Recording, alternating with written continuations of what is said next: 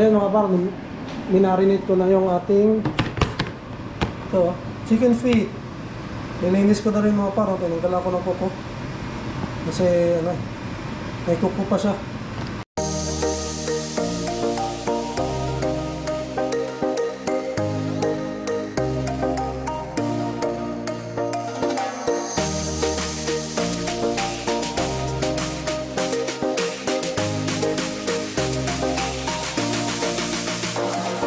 Dos Davao del Sur nandito. Oh, Canada!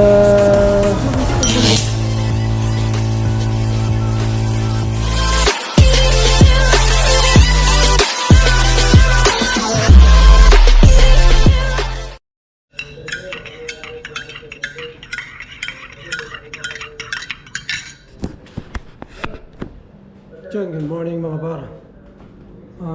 Ngayong araw is Monday mga par na.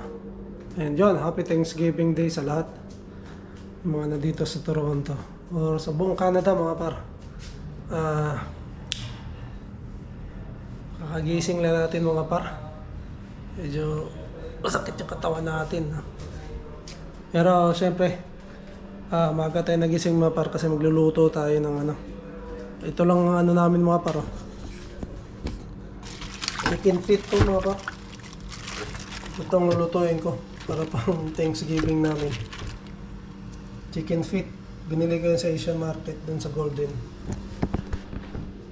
Yun. Ilulutuin namin mga par kasi tatlo lang naman kami. And hindi na kami gusto ko sana bumili ng manok na buo mga par na i-oven ko sana. Parang kunwari turkey ba. Meron pa kasi kaming manok na binili. Yung doon sa litsong manok. Binili ko nung nakaraan dito sa Walmart. And yun, dahil nga tatlo lang kami, dalawa lang naman kami kumakain ni Mrs. talaga ng mga ganyan ng karne kasi si Inday, lang naman, sabaw lang naman yun sa kanya. Kaya yun, favorite din ni Inday itong yung paanong manok, kumakain din doon ng paanong manok mga par. So yun na lang ang lulutuin ko. Adubuhin ko lang mga par. Tapos yun, siguro magpapahinga na lang kami siguro ngayon, hindi na kami lalabas mga par. Kahapon lumabas kami, STC kami kahapon. Nag-playground kami, tapos naglakad-lakad mga par. So yun, sa playground nga wala nang batang naglalaro. May inabutan kami, isang bata na tapos umalis na. Kasi malamig na talaga mga par. So yun, binabad ko lang mga par yung yung Adidas or paanong manok. Kasi mamaya ko pa yan, siguro mga tanghalian namin to mga par. So magkakape muna tayo. And then yun, nood tayo ng mga vlog ng ating mga ibang kasamahan dito sa Canada mga par. Lagi tayong nanonood, nakasuporta sa kanila. So yun, shoutout pala kay Life with the Coronels, Andrea Jeds, and Nardino TV. Shoutout sa inyong lahat mga bro. So yun, happy Thanksgiving Day sa lahat ulit. And enjoy lang natin mga par kasi bukas may pasok na ulit tayo bukas. So yun, enjoy lang tayo. And yun, yung si Mrs. nga saka si Inday tulog pa kasi sinusulit din nila kasi bukas balik ulit maaga ulit ang gigising mga par.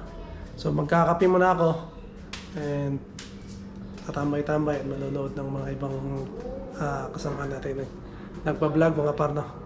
So yun, importante yan para nakasuporta tayo lagi. So yun mga par, mamaya ulit. Araw-araw bumabangon ako, iniisip ko yung problema ng bansa. Literal na ibabalita. Although now I still sort of do it, pero on a way, lesser, level. Ayun, tapos, I'm so thankful dahil... Yan mga par. Habang nagkakape tayo, nanonood tayo ng live ng Spot Pinoy. Live nila to kahapon mga par. Hindi kasi natin napanood kahapon. Ngayon natin papanoorin. So ito yung parang Thanksgiving live nila kasi hindi sila maka-live ngayon mga par kasi Monday talaga Thanksgiving. Pero hindi sila maka-live kasi linggo yung ano nila, live talaga. So yun, papanoorin natin mga par habang nagkakape-kape tayo. And siguro mamaya magluto tayo ng ating almusal. Kain tayo ng almusal muna bago magluto ng ating chicken feet mga par. And yan, siguro mamaya bababa tayo dun sa may park namin doon sa may baba. Siguro ikot-ikot tayo doon, nalakad-lakad tayo para makalanghap tayo ng sariwang hangin. So, yun lang ano natin ngayon mga par. Ewan ko lang kung isama si Inday.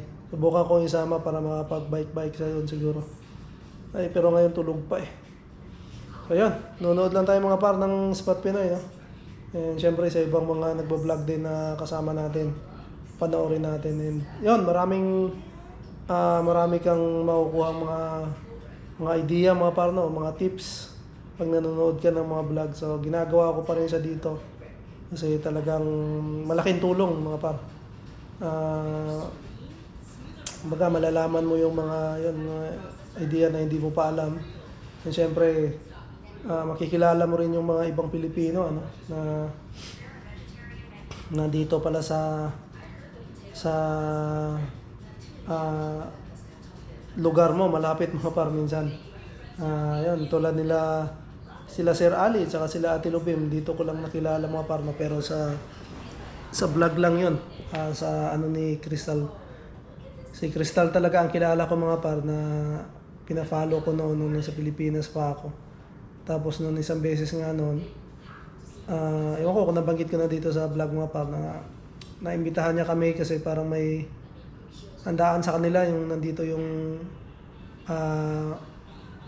parents ni paring Marvin. So may handaan sa kanila, inimbitahan niya kami. Pumunta kami doon mga par. So doon namin nakilala sila Sir Ali, si Donya Miriam, si Ate Lubim, saka si Manager Rainier. So simula noon mga par, na nagbanding-banding na kami, kapag ano na kami, kita-kita minsan. Yun. And nasundan pa yun mga par, no? Is dun sa bahay naman nila kay Ali, doon ko naman nakilala sila Sir Michael. Yun, sila Ma'am Ina mga par. Kilala rin namin. Kasi pumunta rin yan sila doon kina Sir Ali. And yun nga, na-interview nila ako dun sa Spot Pinoy, kaya medyo magkakilala na kami. Plus pumunta pa sila nung nasa Windsor pa sila Ma'am Ina. Nung nasa Brampton pa pala sila Ma'am Ina, pumunta sila doon sa bahay ni Sir Ali. So hanggang sa yun, binisita namin nung birthday ni Sir Ali. Bumisita kami sa Windsor nung lumipat sila Ma'am Ina. So yun na, tulog kami doon ng 2 araw. Isang gabi, 2 araw mga par, no? Doon kami naglipas ng gabi. So yun. So sana makapag-banding-banding pa kami, kasi yun nga, aalis pala sila Crystal, o lilipat na sila ng Saskatchewan. So sana mayroon pa kaming makapag-banding pa kami nila Crystal, kasi siguro medyo matagal kaming hindi magkikita-kita siguro, kasi siyempre lilipat na sila ng province, malayo na mga par. So yun lang. Siguro ngayong buwan mayroong plano kasi mga par na mag-banding-banding ngayong buwan na to. Yun, sila Crystal, sila Ma'am Ina, yun, sila Sir Ali, sila Ate Lubim, saka si Manager Rainier. So sana matuloy mga par, no? And yun, nasabihan na naman ako at naimbitahan din tayo. And yun, syempre pupunta tayo dyan mga par. So yun, abangan yun mga par, yung pagsasama-sama din namin uli dito sa Toronto, no? Kasama sila Ma'am Ina, saka si Crystal, saka maaaring si Sir Michael pupunta rin siguro. So yun mga par, luto muna tayo almusal, and maya ikot-ikot tayo kung may time pad, saka kung hindi malamig masyado mga par. Yun, set up natin mga par sa live, mag-live tayo. Natin ng saglit siguro mga 30 minutes mga par, no? Tapos na natin. Hindi makita. Yun. So yun mga par, minarinate ko na yung ating chicken feet. Nilinis ko na rin mga par, tinanggal ko ng kuko. Kasi May cook ko pa siya. Gamit ko na. Tapos, naghiwa na ako ng sibuyas, luya. Yung bawang mga par, powder lang. Powder yung gagamitin ko. Ayan. Una natin, lulutuin na natin itong mga par. Lulutuin natin kasi papalambutin natin itong mga par. Habang nanonood tayo ng dito sa YouTube, sa TV mga par. Papalambutin ba natin. Gigisa ko lang mga par, and then lalagyan ko lang siya ng toyo. Tubig, papalambutin ko muna. Tapos yun, saka ko titimplahan para yun, sarap talaga. Yan, may ulit mga para. Lutuin na natin tong chicken feet kasi magtatanghalian na rin. Yo mga par. Ano nangyari sa atin yan? Malamig daw mga par, ha? Kahit na mainit yung araw eh. Pa-jacket na tayo. Nautusan tayo mga par, misis na bumili ng soft drinks. So dito tayo, may tindahan dito mga par eh. May tindahan dito na ano, maliit lang, parang sari-sari store. So dito lang tayo bibili ng soft drinks mga par. Lamig na talaga. Mga tao mga par, nag-jacket na.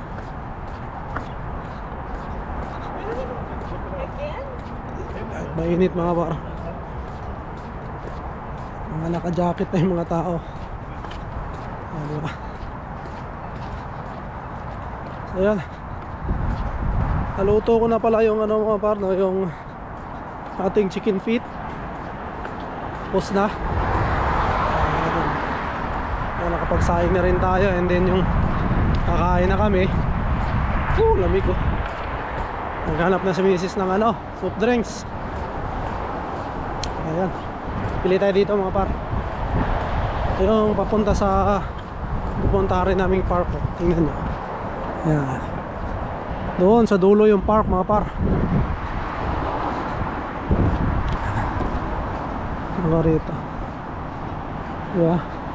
Yan o, condo rin yan o. Taas. Yan, mga condo yan. Sa amin doon banda mga par oh. Puro mga kondo-kondo na rito. Doon sa mayunahan pa yung mga bahay-bahay mga par, no? Yung kina Sir Ali, maganda rito ng ano, mga puno oh. Iba na ng kulay. Ay, ilaw na oh.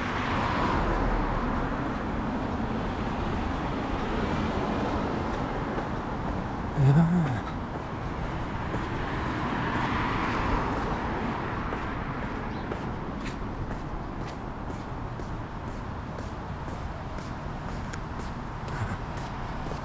So nandito lang yung tindahan nga pa.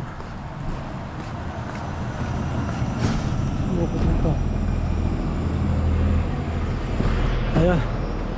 Bili tayo ng ano, yung mainom kahit malamig. Ayun na, tindahan na. Mga soft drinks lang mga par, pwede na rito. Ayan. So masok tayo. So ayun na, nakabili na tayo mga par. Ito na, Pepsi. Uy, lamig. Pepsi lang yung binili natin mga par, isa. So $5 siya doon. Pepsi, $5. Pero malaki na mga par eh. Parang yun, 2 liters. 2 liters na. Yan, yung soft drinks kasi namin mga par, matagal namin ubusin. Itong 2 liters na to, ang tagal na to, baka mahigit 1 linggo pa to. Kasi minsan inom lang kami pag yung parang masarap inom, pero hindi talaga araw-araw mga pa. Ako, bihira lang din ako uminom. Hindi talaga din ako maano sa soft drinks, pero minsan masarap. May panahon kasi mga par na masarap pag soft drinks eh. Malamig na talaga ang kahangin. Kaya minsan bumibili din kami isang Pepsi, isang Coke, tapos isang Canada Dry. So, pero yon, matagal maubos yun mga par. Kasi talaga hindi rin kami mahilig Kumbaga may time lang na talaga masarap uminom. Ayun. Ngayon, thankful din kami na may tindahan ditong malapit, no? Parang sari-sari store kasi yung Walmart ngayon yung doon, layo, tsaka sarado. So pag mga konti lang naman ang bibilhin mo, okay na dito. So mamaya, pasok na tayo pa. So ayun, ang hangin mga bato, malamig. Uy, ayaw na talaga. Winter na talaga mga bato. Pero tingnan nyo naman, oh. Pinilas lang ako mga par, diba?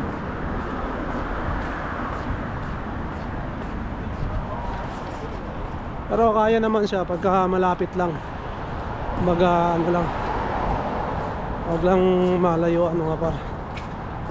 And maghihintay ka ng ano, bus. Pero ano na siya, lamig na talaga siya. Yung ihip ng hangin, iba na mga par. Ayun, pasok lang tayo mga par sa bahay natin, ano. Ayun, magtatanghalian na tayo, kain na tayo. So yun, with that, happy Thanksgiving Day sa lahat. Enjoy tayo mga par dito sa Canada, no? And tiwala lang, to God be all the glory mga par.